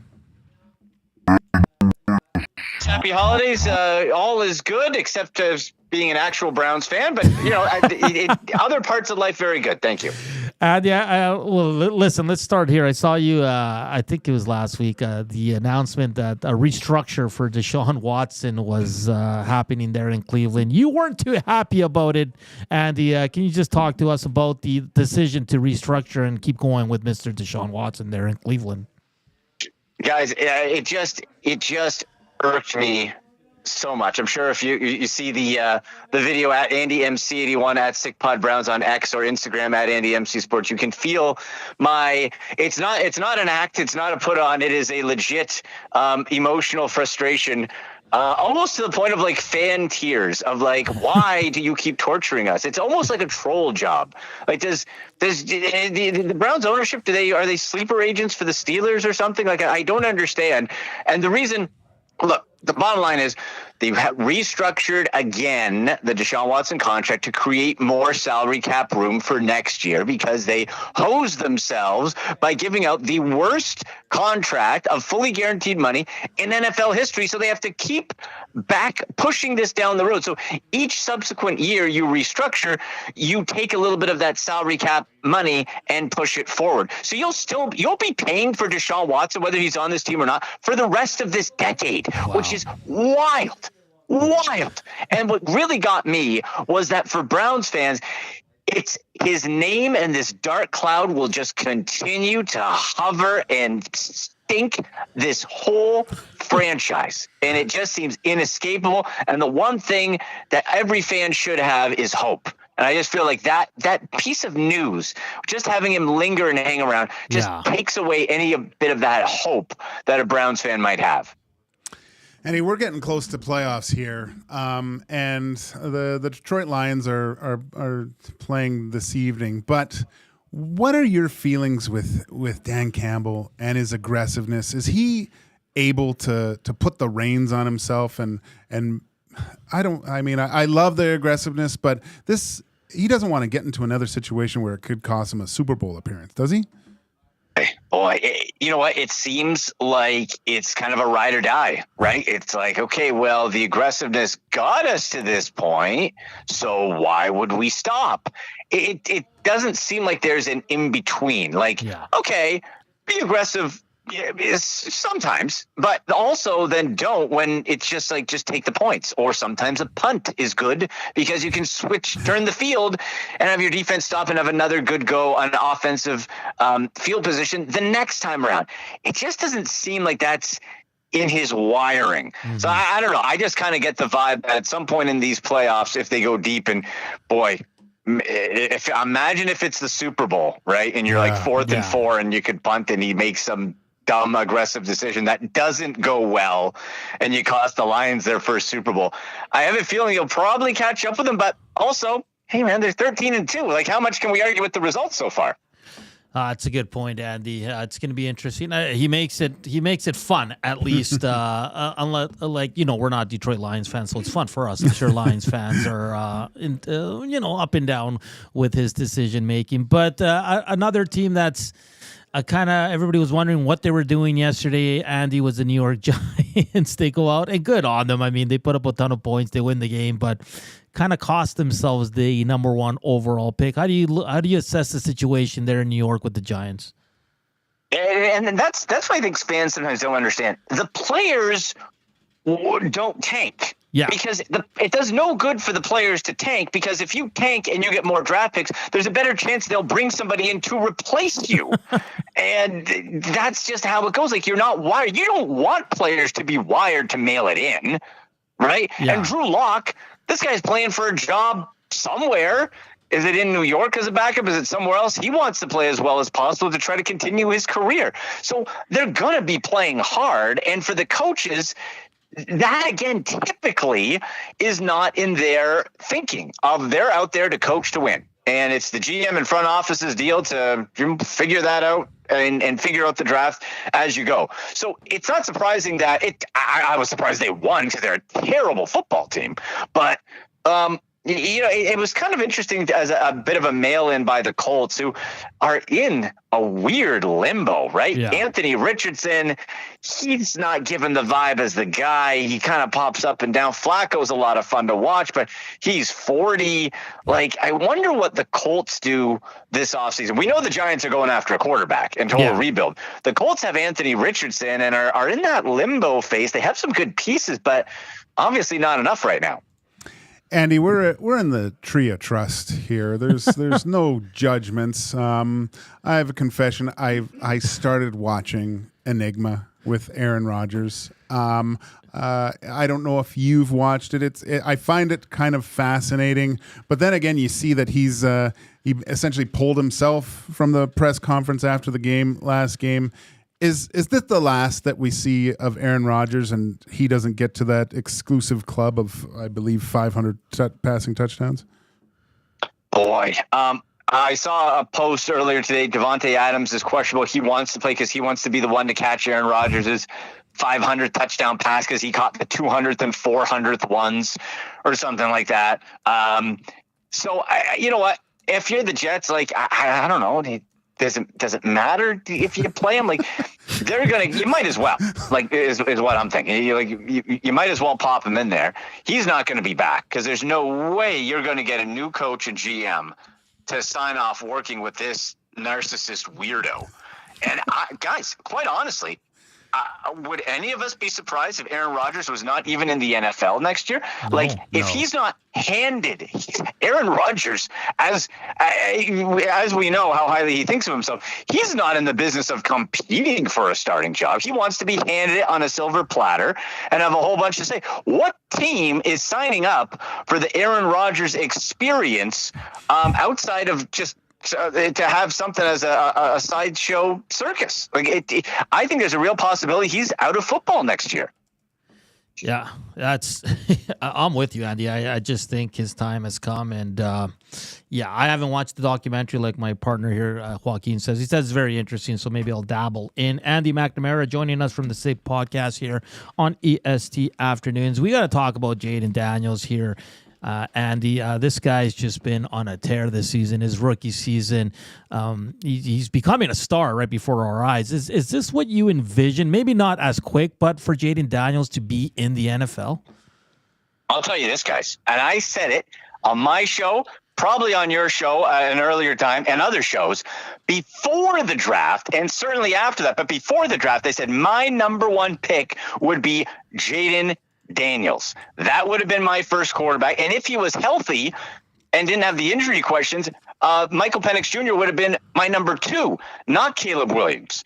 Jaden Daniels to me stood out because you look at Caleb Williams and he's got all the athletic tools and this and that, but he ran backwards, not escaping. He ran backwards and he was fumbling. And Jaden Daniels had some questions too. He was thin. Was there going to be durability issues?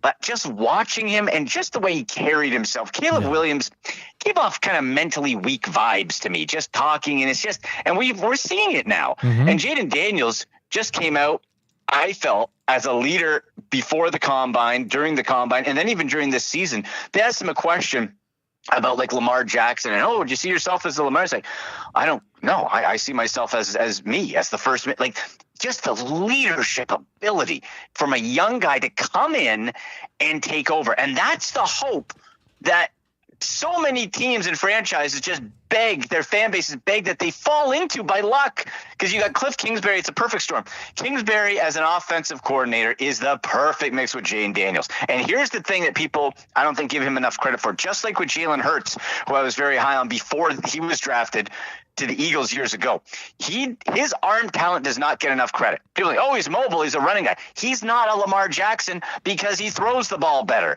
You cannot game plan Jaden Daniels to make him throw the ball. You can do that in the playoffs with Lamar Jackson. The defense for Lamar is still to make him throw the football. You can't do that with Jaden Daniels. You can't do that with Jalen Hurts.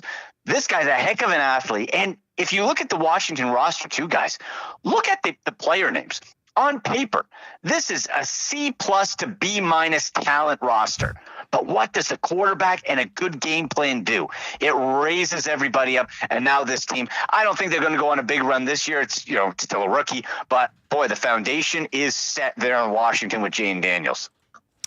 One last one for you here, Andy. Does Saquon Barkley break Eric Dickerson's lasting season rushing record? Oh boy, I'll tell you. You know, one thing I love, I love, and it's so rare. Eric Dickerson and the 72 Miami Dolphins might be the only two to do it that I know of. But they are so like, no, I don't want anyone to break my record. Not just that guy. No, it's mine. I don't want anyone to break it. Everybody else like, it's an honor to get out of here. You want someone to break your record? Stop it. Eric Dickerson's at least honest about it. He doesn't want anyone to break his record. Saquon Barkley. Oh my gosh, it would be.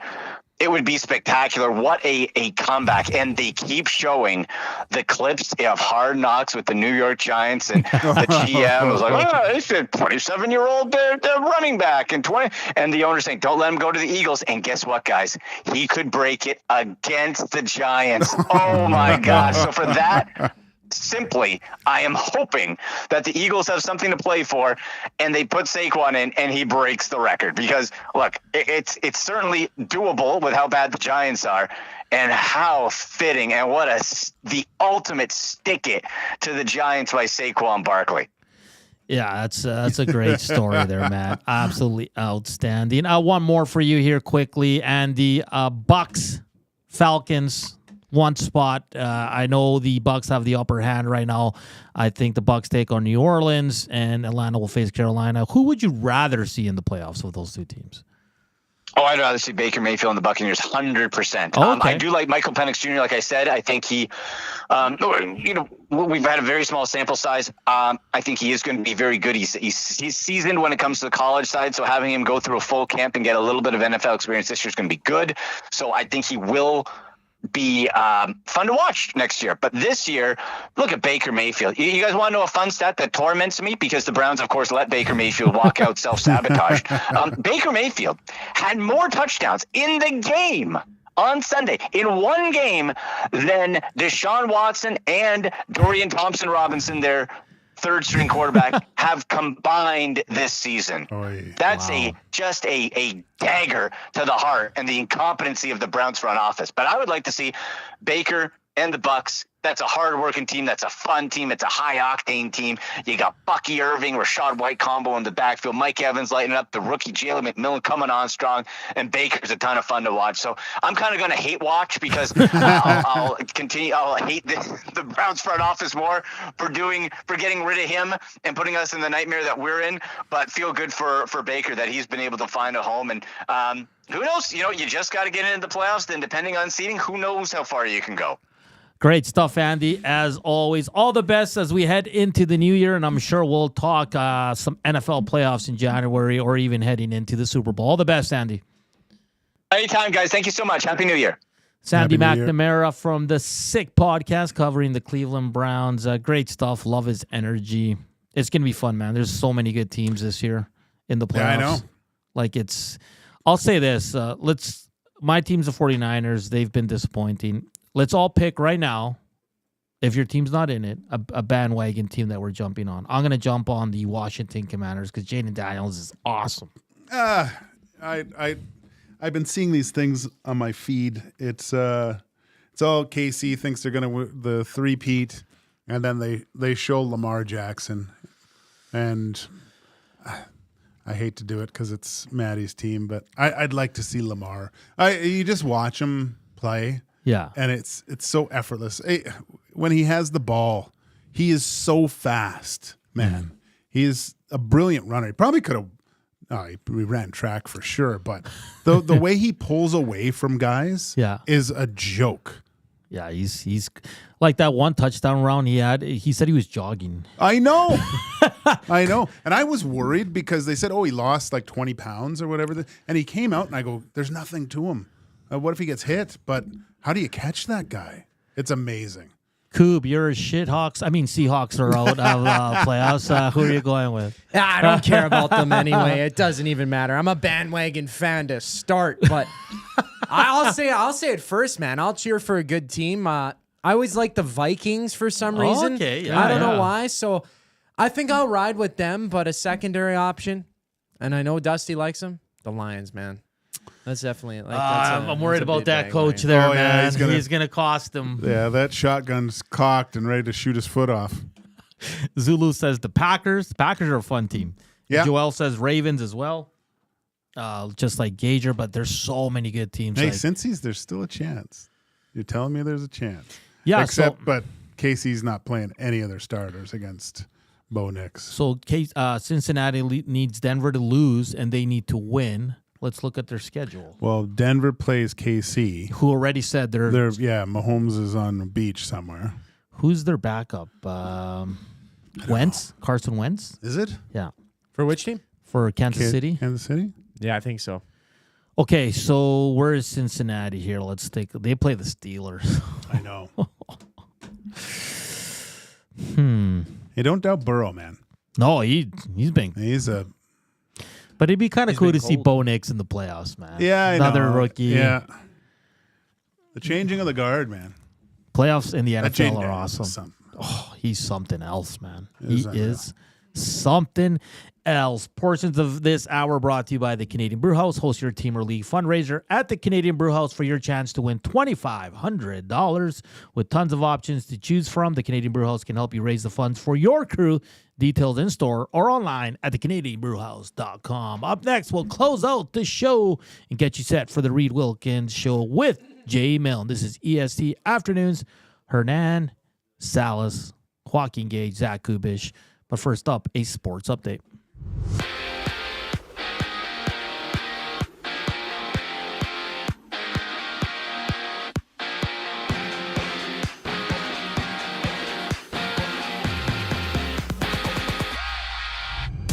The NHL sees 3 games with the Rangers taking on the Panthers, Winnipeg hosting Nashville, and the Hockey Club battling the Kraken. Elsewhere, Canada has been booted from the Spengler Cup after losing 4-2 against Germany's Straubing Tigers. And in the World Juniors, Slovakia held sway over Kazakhstan to win 5-4 in overtime, and right now Germany leads 1-0 over Latvia midway through the second.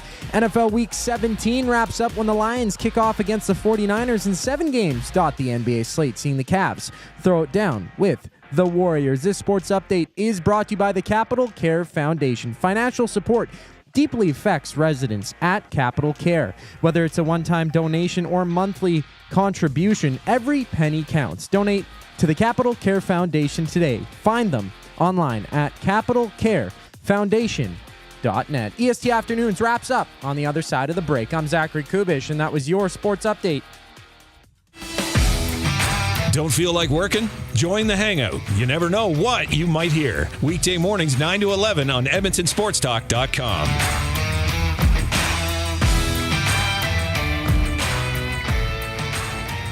Celebrating 70 years in the signage industry, William Huff Advertising is the most recognized name in the game.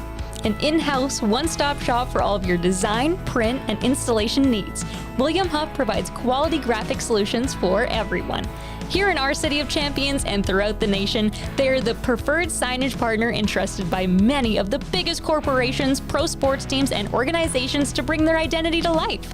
Recognize the name, get in the game. WilliamHuff.com. You want the heavy hitters on your team, both on and off the ice. If you've been injured in a car accident, call the heavy hitters of injury law. James H. Brown and Associates, Alberta Injury Lawyers. With over 200 years of combined injury law experience, their precedent-setting lawyers are ready to help. Locally owned and proud Edmonton Oilers fans, James H. Brown and Associates wants to support you with their unrivaled experience, unrivaled results, and unrivaled commitment. When accidents happen, head to jameshbrown.com. From our Sentinel Storage family to yours, wishing you and those you love a wonderful holiday season. A new year filled with an abundance of great health, much laughter, successes that make you smile and delight, and to be surrounded by people and places that make you the happiest.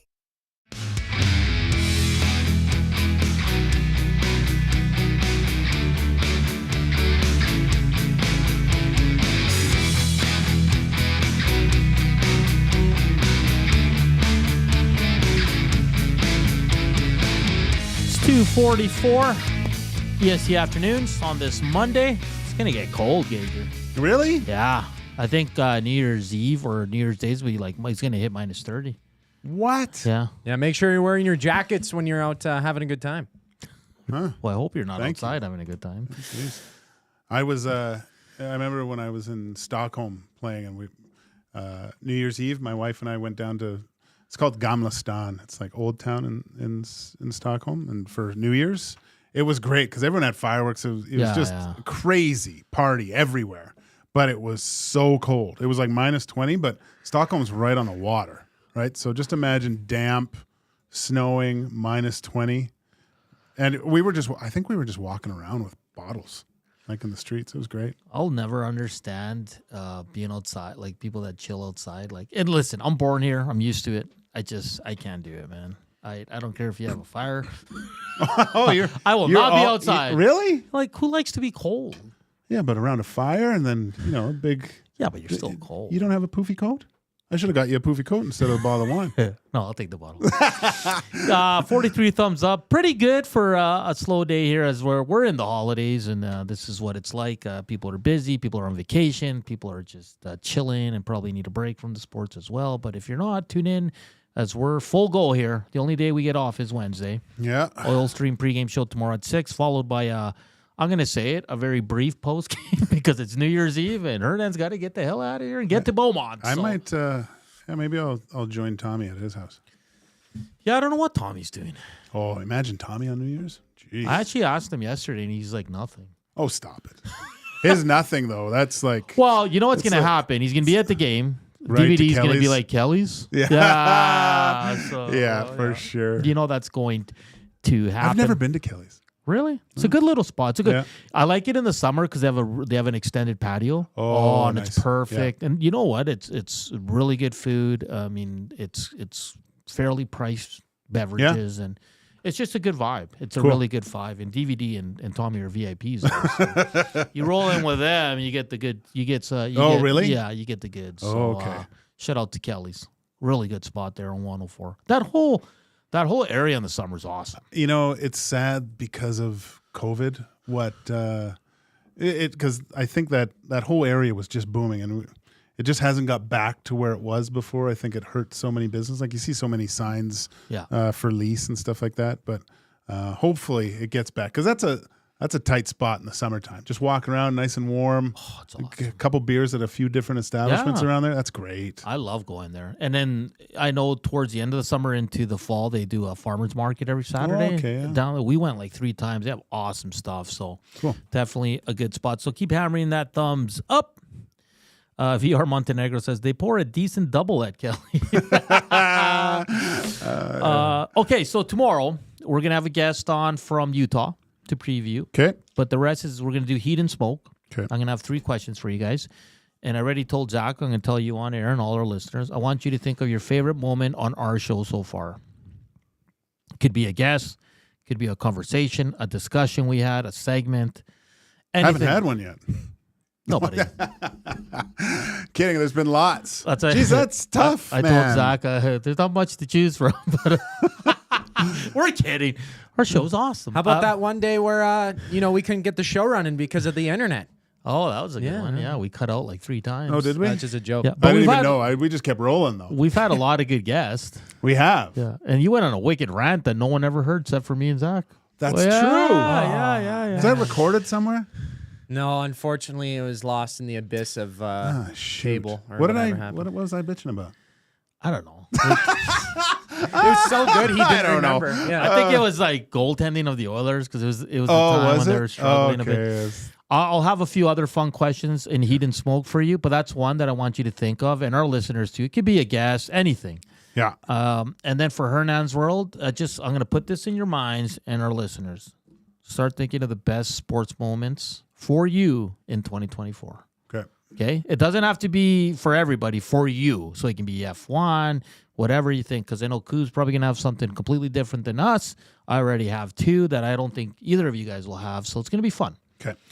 And like I said, we'll just have a lot of fun as we go into the new year. We'll preview the Oilers and see what their lines will be. Will Jeff Skinner be in or out? And I guess the moral of our whole conversation at 140 was Chris Knobloch can't go out there and say he's happy with his top 6 when he keeps going to 97 and 29. And the other part of it is you're wearing them out. You're not showing trust in the other guys that they can score a tying goal or win you a game. And we also flipped it where maybe it's time to shift the top 6 a bit because there's 2 guys that don't produce a lot in Nuge and Podkolzin. Is that fair? Yeah, and I'm just you sparked something in me to ask the question because we talked about Lalonde getting fired. Yeah, it seemed like the players didn't have a lot of nice things to say about him. No, we have Chris Drury, GM, talking about his players in not the best light, and them kind of turning on him as well. Is this the case where Naba, being a younger coach, and we said, why do they keep recycling these old guys, that is careful about how he says things about his players to them in the media and not looking to the media to spark players to get something out of them? Yes, and I don't. What I'm trying to say is I don't expect him to throw players under the bus. That's not what I'm trying to get at. I'm saying single guys out. I would say he never really. Is it okay to say we need more production from Vasily and Ryan Nugent-Hopkins? Is that a bad thing to say? Yeah, but are you going to lose those guys? Are you going to lose? Well, I hope not. I hope not too. Should be able to. But that's what I mean. So where does Jeff Skinner stand in all of this? Because he's already been healthy scratch. He's possibly a healthy scratch again tomorrow. We don't know that. It hasn't been confirmed. But this hasn't gone the way I think anyone in Edmonton thought it would go with Jeff Skinner. Does he get another look in the top 6? One last go around before they say, hey, this is not working. We'll find you a playoff team to go to. Something like that. You want to send him to a playoff team? Well, I'm sure he wants to go because he has full control. Yes, yeah. He's not going to the Anaheim Ducks. No, because they look good. He has full control. Though, I right? know. So, yeah, no, he would.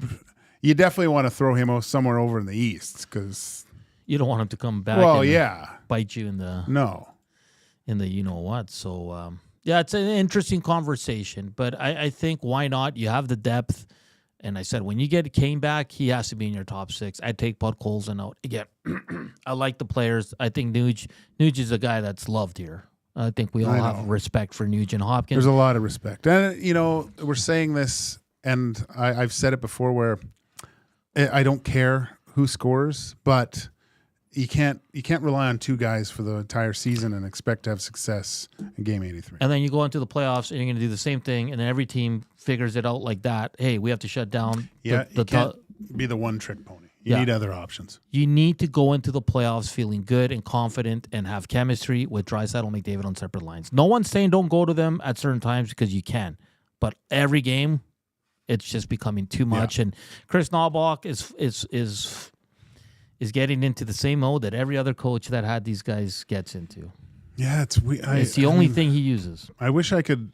It's a hell of a tool to use. Oh, it's a multi-tool, right? It's what you go to. But just like as a player, I think it would drive me crazy that it happened all the time. I'm not sure. Yeah, I mean, if you're, it's like you said, when Derek Ryan, when Woodcroft was like, he goes, now we all know our roles. We all get an opportunity to show what we can do. And to a certain extent, I think we're falling back into that. Latvia just scored. It's 2-1 now. Germany just scored on the power play, and Latvia, quick response. I think it was like 32 seconds later, Latvia comes back and pots it. What was it? Tomorrow's the outdoor game. Any interest? No. Yeah. No, we'll leave it at that. Yeah, because Broberg and Holloway will probably have 20 points. But. We'll also on Thursday do our Gimme Virtual Golf 2 hours there to check it out. We'll do another fun way to give away that prize. Nice. It'll be a Texan as well. And we'll do Hernan's Roll tomorrow because we're off Wednesday and we got to get it in for the Garrison Curling Club. So we're going to have a lot of fun, Gager. So start thinking about your favorite sports moments of the year. What else did I say? Oh, yeah, your favorite moment on the show. It can be anything.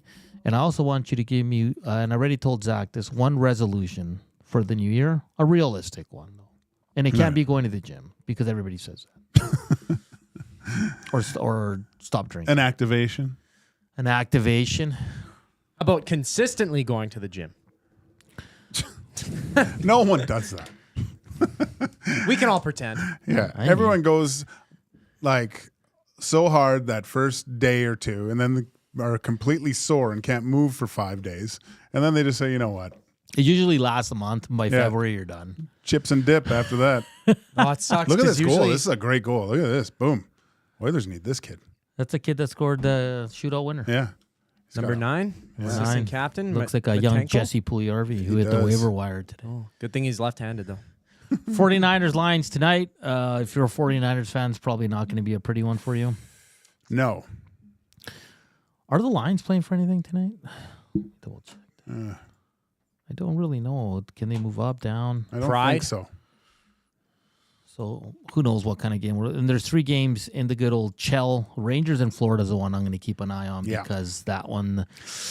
Keep monitoring the score and see if that starts rolling away. And Utah also plays Seattle tonight. And I'll be intrigued that because I'm always looking at what they do the night before they play the Oilers. Like you probably want Utah to win tonight, so they come in feeling nice and jolly, and then they get their butts kicked tomorrow.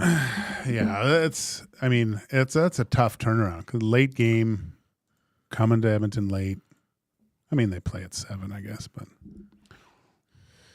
Bowen says, I don't care how good the expected and real numbers are of 29.97 together. It weakens all the other lines, and that is a net loss. Absolutely. Yep. Yes. What have we been saying?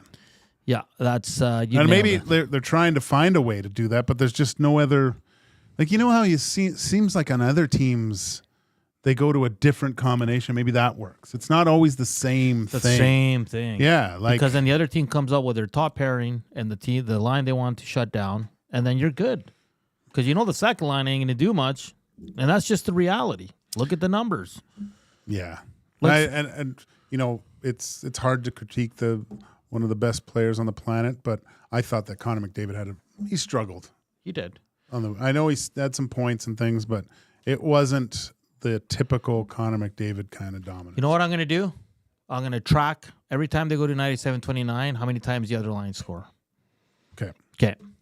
That's my commitment to you in 2025. That's a good resolution. All right. Big thanks to Andy McNamara from the Sick Podcast who joined us today. Shout out to Zach Kubusch And, of course, on behalf of Joaquin Gage, I'm Hernan Salas. Thank you for tuning in. We're back tomorrow. A full day of programming once again with the great J-Mo in on the morning show. It's great to see.